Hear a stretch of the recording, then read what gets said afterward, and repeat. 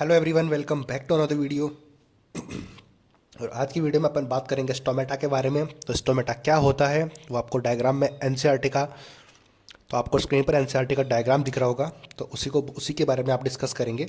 तो उसमें होता क्या है कि स्टोमेटा जो होते हैं वे होते हैं normally they open in day and close in night. Stomata जो होते हैं कि वो हमेशा लगभग होता यही है, नॉर्मली होता यही है कि ये दिन में तो ओपन रहते हैं और रात में बंद हो जाते हैं। ठीक है, लेकिन ओपन एंड क्लोज जो होते हैं कंट्रोल बाय गार्ड सेल के द्वारा ये कंट्रोल होते हैं, इनका खुलना और बंद होना। ठीक है, by change in turgidity and guard cell, जो गार्ड सेल की जो टर्जिडिटी होती है उसमें गार्ड सेल की टर्जिडिटी है उस पर डिपेंड करते हैं इनका ओपन होना और क्लोज होना। ठीक है, तो किस तरीके से होगा वो अपन आगे देखेंगे। अब एक और मेन चीज़ आती है कि डाइकोट लीफ में स्टोमेटा जो होते हैं कि high number and lower part, जो डाइकोट लीफ होती है उसमें जो नीचे के पार्ट में है उस पर स्टोमेटा ज़्यादा होते हैं। डायग्राम में आपको दिख भी रहा होगा। और मोनोकोट लीफ होती है उसमें दोनों साइड बराबर स्टोमेटा प्रेजेंट होते हैं। बहुत इंपॉर्टेंट पॉइंट है, स्टेटमेंट पे पूछते हैं कई बार। ठीक है, तो डाइकोट लीफ होगी उसमें लोअर पॉइंट पे ज़्यादा। याद कैसे करेंगे, तो डी से याद करेंगे, डाउन। डी मीन डाउन यानी कि नीचे वाले पार्ट में। ठीक है, और मोनो यानी एक। एक का मतलब हो गया कि दोनों तरफ एक जैसे ही, इस तरीके से इसको याद करेंगे। आ गई बात समझ में। तो डाइकोट से मतलब डी से मतलब रखेंगे डी यानी डाउन की तरफ, स्टोमेटा ज़्यादा होते हैं डाइकोट लीफ में। और जो मोनोकोट का मतलब समझेंगे एक, मोनो यानी होता है एक, एक मतलब है कि दोनों तरफ एक जैसे होते हैं, लगभग एक जैसे। आ गई इतनी बात समझ में। अब अपन ने बात की थी कि जो स्टोमेटा का ओपन होना और क्लोज होना वो डिपेंड करता है कि टर्जिडिटी ऑफ गार्ड सेल, तो गार्ड सेल की टर्जिडिटी पर डिपेंड करता है। तो अब गार्ड सेल क्या होती है उसके बारे में अपन थोड़ी जानकारी लेते हैं। तो ये इसमें जो वॉल होती है इसमें दो टाइप की वॉल प्रेजेंट होती है। जो गार्ड सेल होती है दो वॉल से मिलकर बनी हुई होती है, यानी कि एक तो इनसाइड की और एक आउटसाइड की। मैं डायग्राम में आपको दिखा भी दूंगा कि कौन सी इनसाइड की है कौन सी आउटसाइड की। ठीक है, तो आउटर जो है वो थिन होती है, आउटर वाली थिन होती है, और इनर जो होती है वो थिक होती है। मैं डायग्राम में दिखाता हूँ आपको।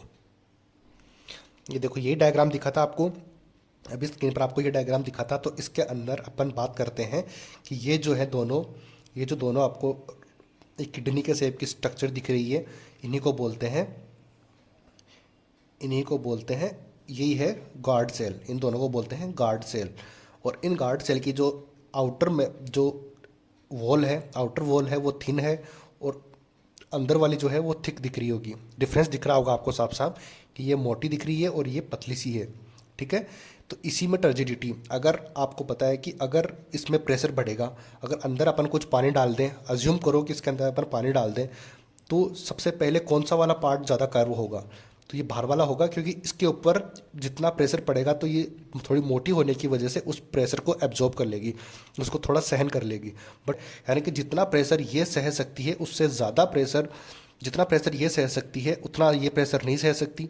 और जैसे ही प्रेशर इस पर ज़्यादा गिरेगा तो ये बाहर की तरफ यूँ मुड़ जाएगी, बाहर की तरफ यूँ मुड़ जाएगी, बाहर की तरफ जो है यूं कर्व हो जाएगी, तो वो अंदर वाला पार्ट एकदम ओपन हो जाएगा। ये ओपन ही दिखाया गया है इसमें ऑलरेडी, तभी तो स्टोमेटा दिख रहा है आपको। Stomatal pore apparatus stomatal pore है, ये खुला हुआ दिखाई दे रहा है।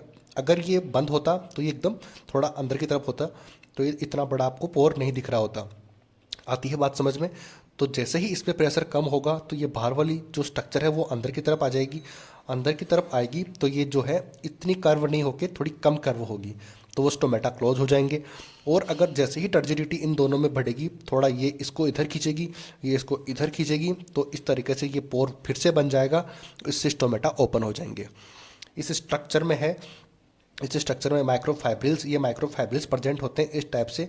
तो ये भी इस तरीके से प्रेजेंट है। अगर ये इधर खींचेगी तो ये जो माइक्रोफाइब्रिल जुड़ा हुआ है तो ये अंदर वाली जो ये वॉल है इसको भी बाहर की तरफ खींचेगा, इसको बाहर की तरफ खींचेगा, तो ये भी इस स्टोमेटा को ओपन और क्लोज करने में हेल्प करेंगे। आ गई बात समझ में। इन दोनों को बोलते हैं गार्ड सेल, मैंने बताया ही था। और ये अंदर वाला जो है वो स्टोमेटल पोर है ही, और ये स्टोमेटा का डायग्राम अपन को दिखाया हुआ है। आ गई बात समझ में। अब बात करते हैं, ये देखो मैं इसी वॉल की बात कर रहा था कि जो आउटर वॉल होती है वो थिन होती है, पतली होती है। आउटर वॉल ये है वो पतली है, और इनर वॉल ये है ये मोटी है। ठीक है, आगे बात समझ में।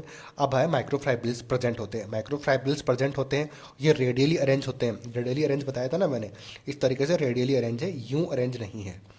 आगे बात समझ में। अब ये इसमें सेलुलोज प्रेजेंट होता है, तो माइक्रोफाइब्रिल में सेलुलोज प्रेजेंट होता है, हेल्प्स इन ओपनिंग और क्लोजिंग ऑफ स्टोमेटल पोर। तो मैंने बताया था कि आपको ये स्टोमेटल पोर को ओपन और क्लोज करने में हेल्प करेंगे, क्योंकि जैसे ही ये वॉल बाहर की तरफ खींचेगी तो ये माइक्रोफाइब्रिल भी तो खींचेगा, तो ये खींचेगा, ये इससे अटैच है, तो ये इस अंदर वाली वॉल को भी बाहर की तरफ खींचेगा। इस तरीके से ये ओपन हो जाएंगे, और अगर ये इस पे प्रेशर कम होगा तो ये अंदर की तरफ खींचेगी, अंदर की तरफ खींचेगी तो ये वॉल अंदर की तरफ खींचेगी, तो ये इससे अटैच है, तो ये इसको अंदर लेके आएगी, इससे स्टोमेटा बंद हो जाएंगे। आती है बात समझ में। इस तरीके से अपना स्टोमेटा कंप्लीट हुआ। अगर वीडियो पसंद आया है तो लाइक ज़रूर करना। मिलते हैं अगली वीडियो में। Thank you so much.